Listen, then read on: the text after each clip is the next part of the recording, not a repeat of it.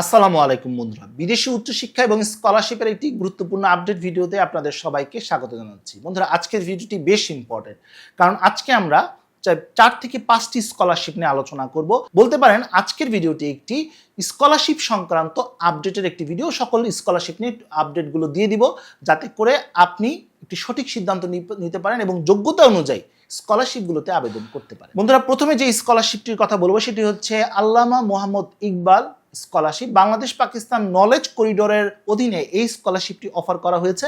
এখানে honours, masters, পিএইচডিতে আবেদন করা যাবে এবং বাংলাদেশ থেকে কিন্তু অনেক শিক্ষার্থী এখানে আবেদন করছেন এবং এখানেও বেশ কিছু সুযোগ সুবিধা দিচ্ছেন। ফুল ফান্ডেড স্কলারশিপ এবং মেডিকেল, ডেন্টাল সহ অন্য যে মেডিকেল রিলেটেড সাবজেক্টগুলো পড়াশোনার সুযোগ রয়েছে, ইঞ্জিনিয়ারিং সাবজেক্টগুলো রয়েছে, এমনকি এভিয়েশন রিলেটেড সাবজেক্টগুলো কিন্তু এখানে রয়েছে। আবেদন করার ডেডলাইন আগামী 10 জুন 2026। তার মানে হাতে খুব বেশি একটি সময় নেই, অনলাইনে আবেদন করা যাচ্ছে।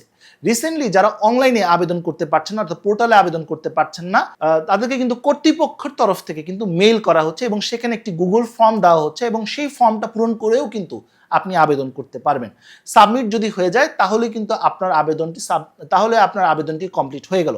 অনেকেই আমাকে স্ক্রিনশট পাঠিয়েছেন, অনেকে কমেন্ট করেছেন, জানতে চেয়েছেন যে ভাইয়া, অনেকে আমরা ফর্ম পেয়েছি, একটা লিঙ্ক পেয়েছি গুগল ফর্মে, সেই ফর্মটা ফিল আপ করে দিয়েছি, আমাদের আবেদনটি কি হয়েছে?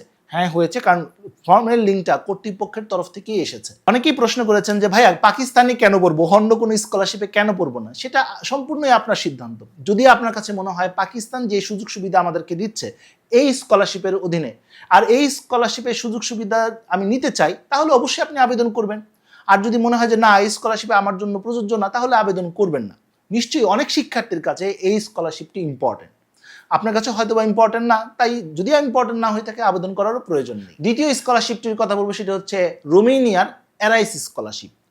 অনেকেই প্রশ্ন করেছেন ভাইয়া, আমরা তো গভর্নমেন্ট স্কলারশিপে আবেদন করেছি, এটাও কি এর অধীনে? না, এটা একদম সম্পূর্ণ আলাদা একটি স্কলারশিপ। রিসেন্টলি বেশ কয়েকটি বছর যাবত এই স্কলারশিপ প্রোভাইড করা হচ্ছে। আমি কিন্তু প্রথম থেকে এটা নিয়ে ভিডিও দিচ্ছি। আমার চ্যানেলে কিন্তু, আপনার ইউটিউব চ্যানেলে কিন্তু আপনার সার্চ করলেই কিন্তু পেয়ে যাবেন। এই স্কলারশিপ নিয়ে রিসেন্টলি আমি কিন্তু একটা ডিটেল ভিডিও দিয়েছি, সেখান থেকে আরও বিস্তারিত জেনে নিতে পারবেন যে এই স্কলারশিপের সুযোগ সুবিধাগুলো কী কী রয়েছে, কীভাবে বা আবেদন করতে হয়। বন্ধুরা, এই স্কলারশিপ অর্থাৎ এরাইস স্কলারশিপের একটি গুরুত্বপূর্ণ আপডেটও রয়েছে। গতকালকে বাংলাদেশ এম্বাসি রোমেনিয়া একটি বিজ্ঞপ্তি প্রকাশ করেছে এবং তারা বলেছে যে সকল শিক্ষার্থী 31শে মের মধ্যে তাদেরকে মেইল করেছে রেফারেন্স লেটারের জন্য, অর্থাৎ এরাইস স্কলারশিপের রেফারেন্স লেটারে আবেদন করার জন্য, কাগজপত্রগুলো অর্থাৎ একাডেমিক কাগজপত্র, তাদের যোগ্যতা, অন্যান্য সব কিছু যাচাই বাছাই করা হচ্ছে। যাচাই বাছাই শেষে তারা আগামী 9 জুন থেকে রেফারেন্স লেটার প্রোভাইড করা শুরু করবে।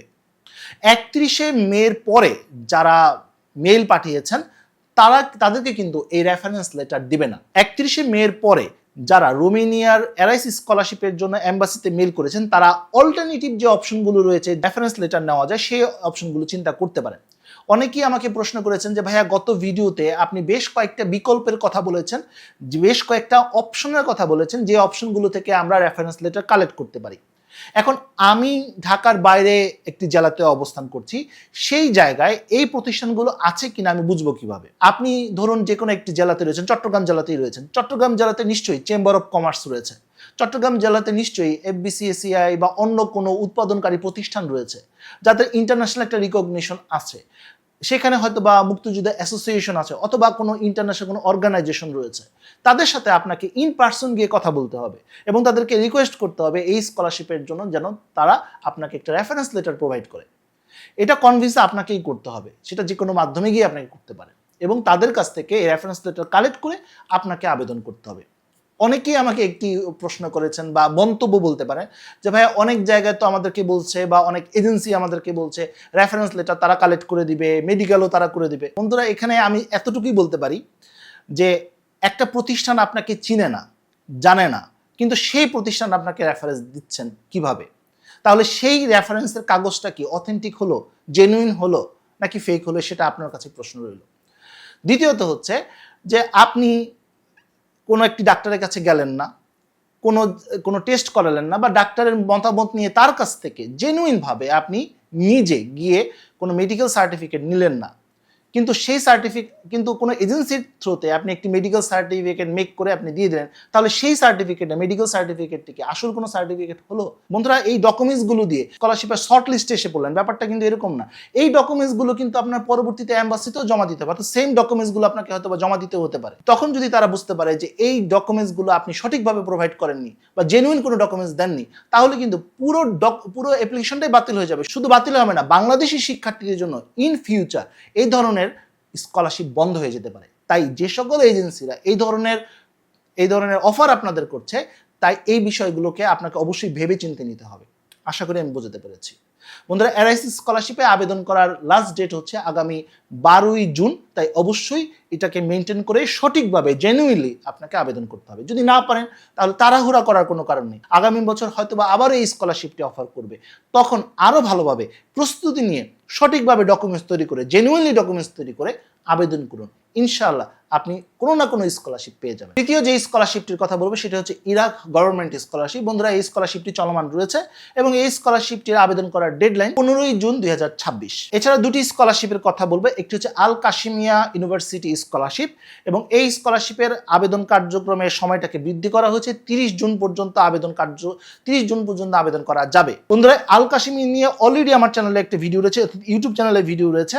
ইনশাল্লাহ এই স্কলারশিপ নিয়ে আমি রিসেন্টলি আরেকটা ভিডিও দেওয়ার চেষ্টা করব, যাতে করে এই ব্যাপারে আপনি আরো ক্লিয়ারভাবে জানতে পারেন, ক্লিয়ারভাবে দেখে বুঝে রিকোয়ারমেন্টগুলো ভালোভাবে বুঝতে পেরে নিজের সাথে মিলে তারপর সিদ্ধান্ত নিয়ে আবেদন করুন। তাড়াহুড়া করার কোনো প্রয়োজন নেই, কারণ এখনো কিছুদিন হাতে সময় রয়েছে। সর্বশেষ যে স্কলারশিপটি কথা বলবো সেটি হচ্ছে আল বুখারি স্কলারশিপ এবং এই স্কলারশিপটি পার্শিয়াল স্কলারশিপ প্রোভাইড করে এবং যেটা প্রোভাইড করে সেটাও মোটামুটি ভালোই বলা যেতে পারে। এবং আল বুখারি নিয়েও কিন্তু আমার ইউটিউব চ্যানেলে ভিডিও রয়েছে, সেটা চাইলে দেখে নিতে পারেন এবং নতুন ভিডিও ইনশাল্লাহ আমি কিছুদিনের মধ্যে দেওয়ার চেষ্টা করব। এই স্কলারশিপের আবেদন করার ডেডলাইন 1 জুলাই 2026। তো বন্ধুরা, মোটামুটি 5টি স্কলারশিপ নিয়ে আলোচনা করলাম এবং 5টি স্কলারশিপের আপডেট তথ্যগুলো আপনাদেরকে জানিয়ে দিলাম। দু একজন শিক্ষার্থী অভিযোগ করেছেন বা কমেন্ট করেছেন যে ভাইয়া আপনি 31 মে হচ্ছে লাস্ট ডেট ছিল, আপনি 31 মে হচ্ছে একটা ভিডিও দিয়েছেন, এটা কেন করলেন? বন্ধুরা, আপনাকে অবশ্যই আমার চ্যানেলটার সাথে থাকতে হবে। যখনই যেই স্কলারশিপটা প্রোভাইড করা হয় একদম সময় মতো আমি ভিডিও দেওয়ার চেষ্টা করি, অর্থাৎ স্কলারশিপের সার্কুলার প্রকাশ হওয়ার সাথে সাথে কিন্তু আমি আপডেটটা দিই যখনই যে স্কলারশিপ। এখন আপনাকে প্রতিনিয়ত এই আপডেটগুলো পাওয়ার জন্য আমার চ্যানেলটি ফলো করে রাখতে হবে বা সাবস্ক্রাইব করে রাখতে হবে, তাহলে সবসময় আপডেটটি পাবেন। যেমন আজকের এই ভিডিওটি দিয়ে কিন্তু 5টি স্কলারশিপের আপডেট কিন্তু আপনাকে আমি জানিয়ে দিলাম। তাই অবশ্যই চ্যানেলটির সাথে থাকতে হবে এবং আপডেট ভিডিওগুলো দেখতে হবে। তো বন্ধুরা, এই ছিল আজকের মতো ভিডিও। পরবর্তী আপডেট এবং সঠিক তথ্যের জন্য আমার চ্যানেলটি সাবস্ক্রাইব করে রাখার অনুরোধ করছি। তো বন্ধুরা, আজ পর্যন্ত সবাই ভালো থাকুন, সুস্থ থাকুন। দেখা হবে আগামী কোনো ভিডিওতে। সে পর্যন্ত